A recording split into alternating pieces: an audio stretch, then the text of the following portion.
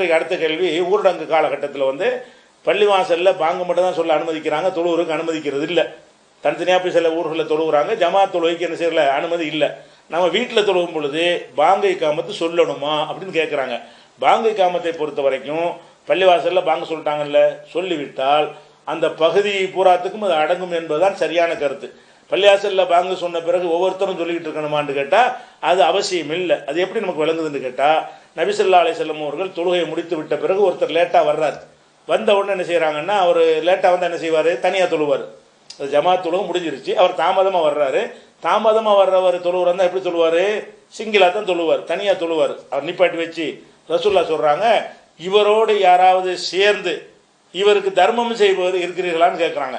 தர்மம்னா என்ன, இவர் தொழுதா 1 மடங்கு நன்மை கிடைக்கும், இவரோட நானும் நீங்களும் சேர்ந்துக்கிட்டீங்கன்னு வைங்க, அப்போ 27 மடங்கு நன்மை கிடைச்சிடும். அப்போ 26 மடங்கு தர்மம் போகுது அவருக்கு. அதைத்தான் காசை சொல்லலை இவங்க. ரசூல் ஸல்லல்லாஹு அலைஹி வஸல்லம் அவர்கள் இவருக்கு தர்மம் செய்யக்கூடியவர்கள் இருக்கிறீர்களான்னு கேட்குறாங்க. அப்போ ஏற்கனவே தொழுதவர்களில் ஒருவர் எழுந்து என்ன செய்கிறாரு, அவரோட சேர்ந்து அந்த தொழுகையில் ஈடுபடுறாரு. இப்போ என்னவாயிடுச்சு, அவருக்கு 27 மடங்கு நன்மையாக போச்சு, இவருக்கும் நன்மை கிடைத்து விட்டது. இப்போ பாங்கும் காம சொல்லி தொழுதாங்கன்னு இருக்காரு, உடனே தொழுதுட்டாங்க.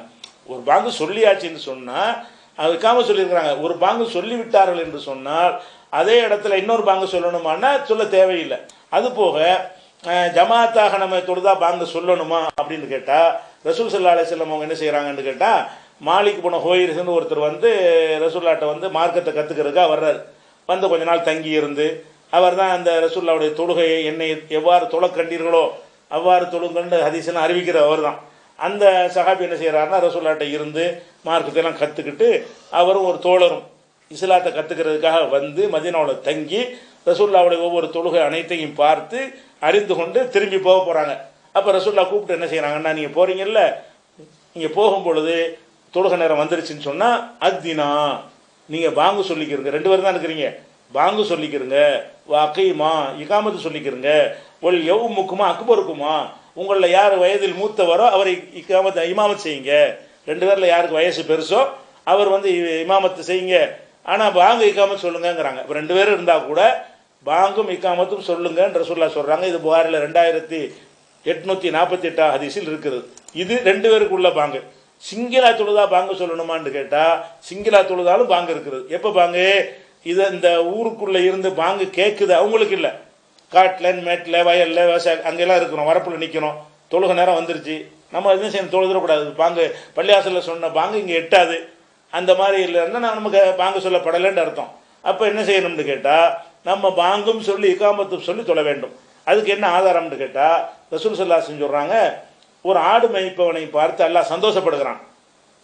அவன் என்ன செய்கிறான்னு கேட்டால் ஒரு மலை உச்சியில் போய் நின்று ஆடை மேய்ச்சிக்கிட்டு இருக்கிறான். தொழுகை நேரம் வந்தவுடனே அதுன்னு பிஸ்ஸலா தொழுகைக்கு அதான் கொடுத்து போய் சல்லி தொழுகிறான். தொழுகை அல்லாஹ் என்ன செய்கிறான், அவனை பார்த்து என்னுடைய அடியானை பார்த்தீர்களா, வனாந்தரத்தில் இருந்து கொண்டு எனக்கு பயந்து பாங்கும் சொல்லுகிறான், இகாமத்து சொல்லி தொழவும் செய்கிறான், என்னை பயப்படுகிறான், நான் அவனை மன்னித்து விட்டேன், அவனுக்கு சொர்க்கத்தை கொடுத்து விட்டேன் என்று அல்லாஹ் சொல்லுகிறான் என்ற ஹதீஸ் அபூதாவுதுல இடம்பெற்றிருக்கிறது. அப்படி இதில் என்ன விளங்குது, அந்த மலையில் யாரை போய் அழைக்கிறார் பாங்கு சொல்லி, மலை உச்சியில் ஆடு மேய்க்கிறாரு, யாரும் இல்லை, அவர் பாங்கு கேட்டு யாரும் வரப்போறதும் இல்லை, யார் வருவார் என்பதற்கும் அவர் பாங்கு சொல்லலை.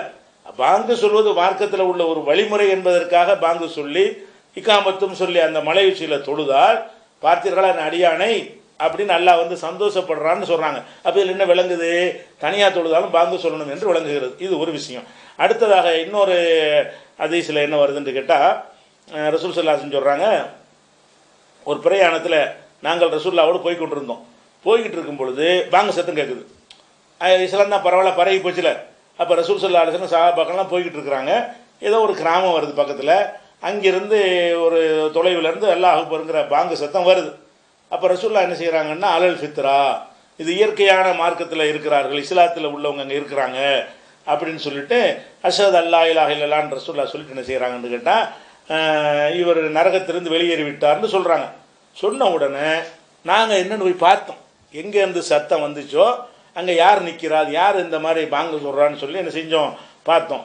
பார்த்தா ஃபைதாஹுவ சாஹிபு மாஷியத்தின், அங்கே ஒரு ஆடு மேய்க்கிறவர் நிற்கிறாரு, அதரகத்துஹு ஸலாத்து, அவருக்கு தொழுகை நேரம் வந்து விட்டது, அவர் தான் பாங்கு சொன்னார் என்பதை போய் பார்த்தோம். அப்போ ரசூல் ஸல்லல்லாஹு அலைஹி வஸல்லம் போகிறாங்க, ஒத்த மனிதர் ஆடு மேய்ச்சிட்டு இருக்கிறாரு, அவர் பாங்கு சொல்லி தொழுகிறாரு, அதை போய் பார்க்குறாங்க. அப்போ என்ன அர்த்தம்? ரசூல்லா அதை பாராட்டவும் செய்கிறாங்க. ரசூல் ஸல்லல்லாஹு அலைஹி வஸல்லம் சரியான மார்க்கத்தில் இருக்கிறார்னு வேற பாராட்டுறாங்க. அப்போ நம்ம என்ன வழங்குறோம்னா, தனியாக நம்ம தொழுதாலும் பாங்கு எப்போது அந்த பாங்கின் சத்தம் கேட்காத தொலைவில் நீங்கள் இருந்தால், தொழுக நேரம் வந்து விட்டது என்று சொன்னால் பாங்கும் இக்காமத்தும் சொல்லுங்கள். பாங்கு சத்தம் கேட்கிற தொலைவில் இருந்தீர்களே ஆனால் அதுவே உங்களுக்கு போதுமானது. இக்காமத்தை சொல்லி தொழுது கொள்ள வேண்டியதுதான் என்பது இந்த கேள்விக்குரிய ஒரு பதில்.